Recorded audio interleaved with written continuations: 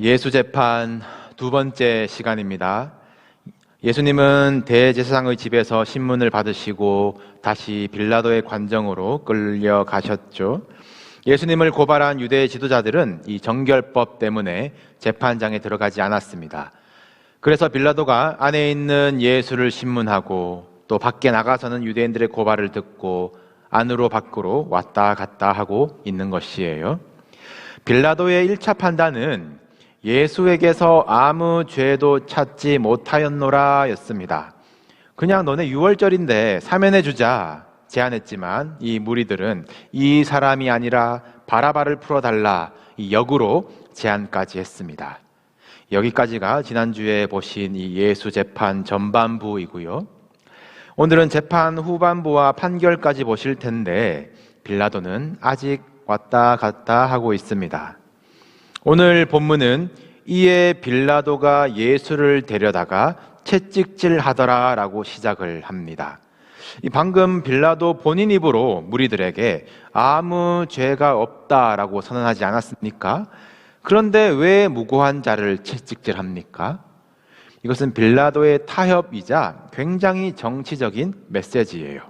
이 예나 지금이나 이 기득권들의 기싸움에 무엇이 진실인지 정의인지 무죄인지 뭐가 중요하겠어요?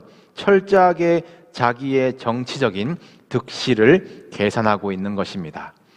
백성의 환호를 받고 있는 이 예수라는 청년을 어떻게 하느냐?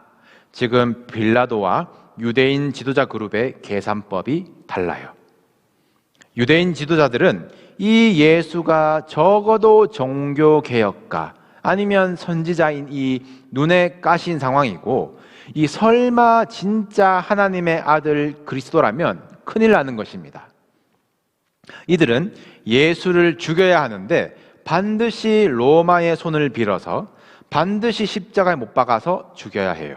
그 이유에 대해서는 잠시 후에 보도록 하고 이 먼저 빌라도의 정치적인 입장이 어떻겠습니까? 가야바 대제사장이 로마 군대를 빌려달라 그래서 천부장도 파견했어요. 그랬더니 실세인 안나스에게로 먼저 가서 보고하고 또 새벽에 갑자기 관정문을 두드리더니 밑도 끝도 없이 이 사람 사형시켜야 한다. 우리가 결과와 방법 다 정해왔다. 십자가형이라 판결해달라 요구하고 있는 유대인 지도자들입니다. 그리고면서 나 총독 당신 집에 안 들어가면 나 더러워지거든. 당신이 왔다 갔다 해. 이거 어떤 상황인가요? 이 로마라는 강력한 제국의 대리자로 이스라엘에 왔는데 종교법은 건드리지 말래요. 그런가 보다 싶은데 이 유대인들은 종교가 삶의 전부입니다. 종교 지도자가 모든 것을 좌지우지하는 것 같은 상황에 자기 부하들마저 데리고 가서 지휘하더니 예의도 없이 한밤중에 갑자기 와서 다 결정한 방법과 판결에 사인만 하라고 한다면 빌라도가 그대로 할 수 있겠습니까? 그대로 한다면 자신의 정치력, 영향력은 포기하는 것이죠. 지금 빌라도가 이 청년 예수 정말 죄 없는데 억울한데 이 누명을 벗겨줘야 하는데 그런 정의감에 사로잡혀서 무죄라고 자꾸 주장하는 것이 아니에요. 자기가 무슨 죄를 찾지 못합니까? 예수 때문에 예루살렘에 호산나 소동이 난 것을 알 텐데 코에 걸면 코걸이인 법을 가지고 경범죄 하나라도 뒤집어 씌우는 것 금방 아니겠어요? 지금 이것은 유대인 지도자들과 빌라도 간의 이 힘싸움, 지금 밀고 당기기 중인 것이에요. 너네가 해달라는 대로 순순히 안 하지. 자신의 권한을 계속 확인해 주는 겁니다. 지난주 재판 1부에서는 너네 법대로 해. 튕기니까 유대인들이 우리에게는 사람을 죽일 권한이 없습니다. 빌라도의 권한이 드러나는 것이에요. 오늘 본문 속에서는 내가 너를 놓을 권한도 있고 십자가에 못 박을 권한도 있는 것 아니? 자신의 권한이 인정받을 때까지 양보 안 해주는 빌라도의 입장입니다. 죄 없다면서 예수님을 채찍질하고 그리고 나서 한 행동이 무엇입니까? 가시나무 관을 머리에 씌우고 그 비싼 자색 옷, 이 보라색 옷을 입혀서 그 피투성이의 옷이 망가지든지 말든지 입혀서 유대인의 왕이여 하면서 손으로 때리게 하였습니다. 빌라도가 진정 무죄한 자의 이런 구분 재판에 대해서 가책이 있었다면 하지 말았어야 될 행동이죠. 피투성이 예수님께 가시면류관을 씌우고 권력자의 옷을 입혀서 유대인들 앞에 세웁니다. 그리고 나서 말하기를, 다시 말하죠, 나는 그에게서 아무 죄도 찾지 못하였다. 이게 힘겨루기를 하고 있던 유대인 지도자들에게 무슨 메시지이겠습니까? 너네 마음대로 안 돼. 설령 너네 말대로 이 자가 유대인의 왕이라고 해도, 또 진짜 유대인의 왕이 세워진다고 해도 나 로마 총독이야. 우리는 힘으로 눌러. 보라, 이 사람이로다. 이런 사람이 너네 유대인의 왕이라는 말이냐? 나약한 이 사람, 이 그림, 이것이 너네의 현실이야. 정신 차려라. 굴복해라. 이 단숨에 이 힘싸움에서 빌라도가 우위를 점한 것 같습니다. 유대인 지도자들이 이제 솔직히 부탁을 하죠. 십자가에 못 박으소서. 십자가에 못 박으소서. 빌라도가 굳히기에 들어가나요? 아니, 나는 그에게서 죄를 찾지 못하겠다. 세 번째 무죄라고 이야기를 합니다.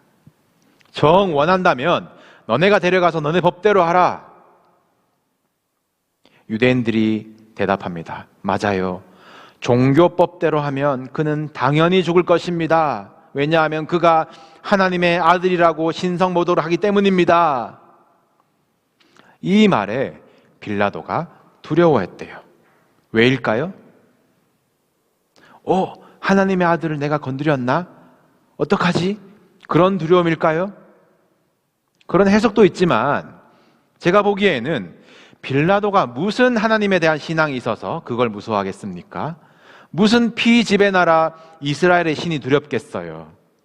이 당시 전쟁은 신들의 전쟁, 정복한 로마의 신들이 우월하다고 믿었습니다. 빌라도는 하나님 두려워한 사람이 아니에요. 그게 두려웠으면 무슨 일이 있었어도 예수를 놓아줬겠죠. 보호했겠지요.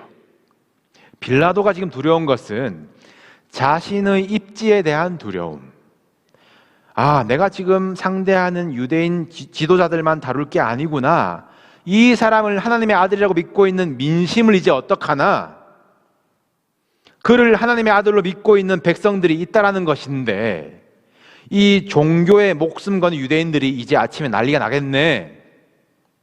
머리가 아프게 되었네. 이건 아니겠습니까? 그래서 다시 예수께로 들어가서 묻는 것이 너는 어디로부터냐라는 질문입니다. 이 말이 중의적이긴 하지만 너가 하늘에서 왔니? 이런 질문이 아니라 이 출신을 묻는 것으로 보셔야 돼요. 이 예수의 추종 세력이 어디 있나? 내일 아침에 예수 잡혔다고 들고 일어날 지역이 어디인가? 그것이 궁금하겠죠.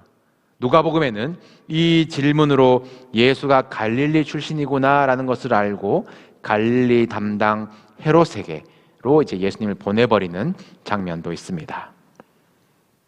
빌라도와 유대인 지도자들 사이에 우열은 정리된 것 같은데 둘 다 신경을 쓰고 있는 것이, 둘 다 두려워하고 있는 것이 바로 이 민심, 이 여론이죠. 정치의 참 중요한 항목이 아니겠습니까? 지금 참 안타까운 지구 반대쪽 이 현대의 전쟁을 보고 있지만 이게 화력이 중요한 게 아니구나, 이 여론이 중요하구나라는 것을 여러분들 보고 계시지 않습니까? 아마 전쟁 한번 해볼까라는 지도자들이 느낀 점이 참 많을 것이에요. 이 빌라도는 민심을 놓고 계산하기 시작합니다. 내가 너를 놓을 권한도 있는데, 내가 너를 죽일 권한도 있는데 뭐가 더 이득일까? 반면에 유대인 지도자들은 이미 확실하게 계산하고 왔습니다. 무조건 로마의 손으로 십자가형에 처하는 것이 목표예요. 무조건. 본인들 계산에 민심을 제일 다스리기 쉬운 방법이기 때문입니다. 유대인 지도자들의 이 정치적인 입장을 보세요. 세례 요한에게 독사의 자식들이란 소리 들으면서도 하나 찔려하지 않았습니다. 눈먼 자가 눈을 뜨고 못 걷는 자가 걷게 되고 죽은 자가 살아나는 메시아의 표적을 보고도 모른 척합니다. 유대인의 왕을 로마의 손에 죽도록 내어줍니다. 진정 메시아라면 로마를 뒤집고 유대를 구원할 것이며, 그렇지 못한 메시아라면 우리는 필요 없다라는 것이에요. 십자가에 달린 예수님께 너 거기서 내려와 봐라 조롱하는 자들이 아니겠습니까?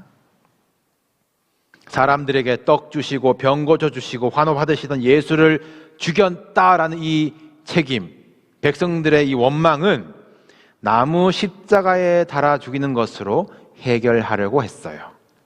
이들이 십자가에 못 박으라고 꼭 십자가형이어야 한다고 우긴 이유가 여기에 있습니다. 신명기에 보시면 나무에 달린 자는 하나님께 저주를 받았음이니라 라는 율법이 있어요. 하나님의 아들이라고 칭송을 받는 예수를 단번에 떨어뜨리는 방법, 민심이 등을 돌리게 하는 방법은 나무에 달아서 하나님께 저주를 받은 자로 만드는 것이었습니다. 굉장히 계산 잘했죠. 스데반처럼 돌로 쳐서 죽이면 안 됩니다. 세례 요한처럼 목을 베어서 죽여도 안 돼요. 나무에 달아 죽여야 합니다. 그래서 이미 사형 방법을 정해놓고 빌라도에게 떼쓰는 거예요. 십자가에 못 박으소서, 십자가에 못 박으소서. 재판의 결과를 다 아시겠지만 유대 지도자들이 원하는 대로 예수님은 나무에 달려 죽으셨습니다. 예수님이 저주를 받으신 겁니까? 아니면 신명기에서 하나님이 하신 말씀이 잘못된 것입니까? 이 부분을 갈라디아서는 이렇게 말합니다. 화면 띄워주시고요. 그리스도께서 우리를 위하여 저주를 받은 바 되사 율법의 저주에서 우리를 속량하셨으니 기록된 바 나무에 달린 자마다 저주 아래에 있는 자라 하였음이라. 하나님이 주신 율법을 이들이 악랄하게 자기 이익을 위해서 이용하다가 하나님의 아들마저 밀어낸 그 저주의 자리를 하나님은 구원의 자리로 역전시키셨어요. 고린도전서는 이 하나님의 이 신비를 이렇게 증거합니다. 고린도전서 1장 23절, 우리는 십자가에 못 박힌 그리스도를 전하니 유대인들에게는 거리끼는 것이요 이방인들에게는 미련한 것이로되 오직 부르심을 받은 자들에게는 유대인이나 헬라인이나 그리스도는 하나님의 능력이요 하나님의 지혜니라. 아멘. 유대인들은 거리끼는 그 저주의 십자가를, 이방인들에게는 무능력 실패의 상징 그 십자가를 믿는 자들에게는 하나님의 능력이요 하나님의 지혜로 바꾸신 것이 예수 그리스도의 십자가인 줄로 믿습니다. 죄와 저주와 사망의 권세를 어떻게 깨뜨리실지 상상도 못하고 자신들이 십자가에 못 박고 있는 예수가 인류를 구원하시는 하나님의 능력, 하나님의 지혜이신 줄로 모르고 이 구속사의 위대한 순간에 참 악역을, 조연을 맡고 있는 유대인들 얼마나 불쌍합니까? 이런 일에 쓰임받는 인생이 된다면 얼마나 안타까운 인생이에요. 이제 빌라도와 유대인 지도자들 사이에 이 정치적인 셈법과 이 힘겨루기가 눈에 들어오시죠. 빌라도가 자신의 권한을 과시하면서 우위를 점하는 것 같았는데 이 유대인 지도자들이 마지막까지 쥐고 있던 카드를 꺼냅니다. 유대인의 왕이라고 하는 자를 당신이 놓아주면 당신은 로마 황제의 충신이 아니요 반역자요. 가이사, 황제의 이름과 이 반역이라는 민감한 단어가 나왔습니다. 빌라도가 꼼짝도 못할 말이에요. 빌라도는 자신이 생명과 죽음을 결정할 권한을 쥐고 있는 줄 알았는데 더 큰 권세자의 이름 앞에 참으로 허무해지는 신세가 되었습니다. 빌라도가 이 말을 듣고 재판석으로 직행해요. 재판석, 가바다라고 나오죠. 거기에 앉아서 이제 최후 판결을 내립니다. 정치 싸움에서 빌라도가 완패하나 싶은데 빌라도도 보통이 아니죠. 그냥 당하지만 않습니다. 최후 판결에서 그리고 십자가 명패에 계속 유대인의 왕을 강조하기 시작해요. 보라, 유대인의 왕인데 내가 너희의 왕을 십자가에 못 박아야겠니? 너네 진짜니? 빌라도의 이 되치기에 유대인 지도자들, 정확히는 본문대로 대제사장들, 안나스와 가야바겠죠. 이들이 걸려듭니다. 가이사 외에는 우리에게 왕이 없나이다. 대제사장이라고 하는 이들의 충격적인 고백을 역사에 남겨버렸어요. 이사야서에 보시면 은혜를 구하는 기도라는 기도문이 있습니다. 포로 생활, 이 심판받은 가운데 용서와 은혜, 메시아를 고대하며 이 시온의 회복을 이제 기다리면서 해야 할 기도예요. 이사야서 33장 22절을 보시면 대저 여호와는 우리의 재판장이시요 여호와는 우리에게 율법을 세우시니요 여호와는 우리의 왕이시니 그가 우리를 구원하실 것임이라. 다른 이들은 몰라도, 다른 이들은 포기해도 대제사장은 끝까지 해야 할 기도가 아니겠습니까? 그런데 빌라도에게 가서 재판장 해달라고, 하나님이 세우신 율법을 자기 입맛대로 나무에 달자고, 대제사장들 재판 중에 증인의 숫자 이 둘이 되어서 증언하기를 가이사 외에는 우리에게 왕이 없나이다. 빌라도의 채찍질보다 이들의 말이 그곳에 계셨던 예수님의 가슴을 찢어 놓았을 것입니다. 원하는 방법과 결과를 얻어낸 유대인 지도자들, 그리고 로마의 충성을 얻어낸 빌라도, 누가 이겼습니까? 누가 이 정치 싸움에서 이겼습니까? 서로 윈윈 같으신가요? 둘 다 완전한 패배 그리고 멸망입니다. 서로 힘 과시하며 힘 겨루기 하다가 자기에게 권한이 있는 줄 알고 교만하다가 세상 권세에 충성하려고 하나님 반역하며 살다가 진짜 재판대 앞에 서게 될 때에 주님의 얼굴을 볼 수 없을 자들입니다. 이런 자들에게 끌려다니시며 매맞으시며 수모를 당하시며 가이사 외에는 왕이 없다 배반당하시던 하나님의 아들 예수님은 그 불법한 재판 가운데 가짜 재판장 빌라도로부터 피고 예수 사형, 십자가형을 선고받으시고 이제 유대인들에게로 넘겨지십니다. 어떻습니까? 진리이신 예수님을 사이에 두고 자기 이익만을 계산하며 따지며 정치적인 힘겨루기를 하고 있는 무리들이 보이십니까? 이것이 오늘날에는 어떻게 적용됩니까? 예나 지금이나 정치라는 것이 진실과 정의를 외면하고 밥그릇 싸움이구나, 예수님이 거기에 희생당하셨구나 정도로만 들리십니까? 정치인들, 정당과 지도자들의 이야기가 아니죠. 저와 여러분들도 정치를 하고 있지 않습니까? 남편과 아내 힘겨루기를 하시지 않습니까? 싸우면 누가 이기시나요? 누가 이기세요? 그게 이긴 건지 둘 다 지고 그냥 상처만 남는 건지 아시잖아요. 자녀들에게 방법과 목적을 정해두고 고집을 부리시지 않으십니까? 정치하지 않으십니까? 내가 자녀 생명, 진로, 성공 쥐고 있다고 착각하는 분 많을 거예요. 저도 그렇고요.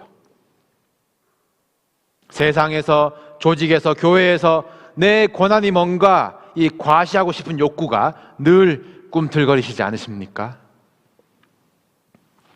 신앙생활에서는 어떠십니까? 정치적인 모습들이 없는지 돌아보십시오. 내 목적 이루기 위해서 하나님의 이름 갖다 붙이고 이것이 하나님의 뜻이니 저주니 축복이니 내가 듣기 좋은 기도와 내 멋대로 말씀을 선택하는 신앙의 모습이 있으시다면 빌라도와 유대인 지도자들과 뭐가 다르겠습니까?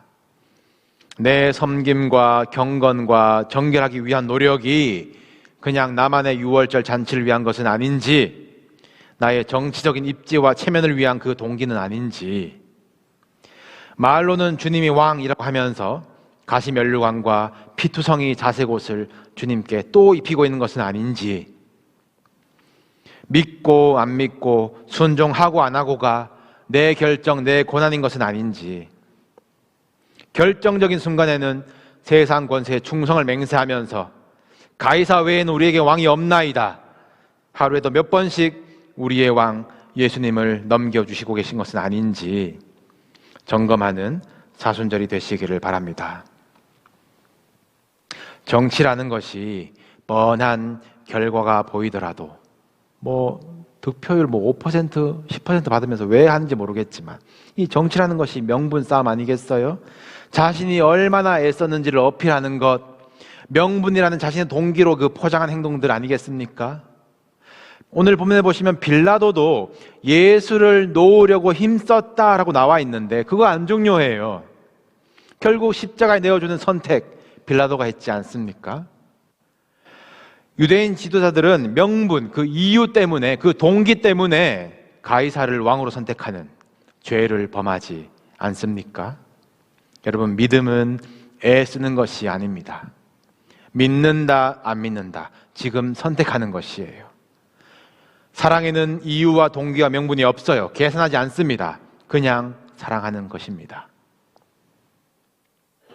계산 많은 이 두 그룹의 대화와 그 수싸움에서 묵묵히 진짜 하늘 권세와 창조주의 힘을 다 내려놓으시고 십자가를 선택하신 주님의 표정을 묵상하시길 바랍니다.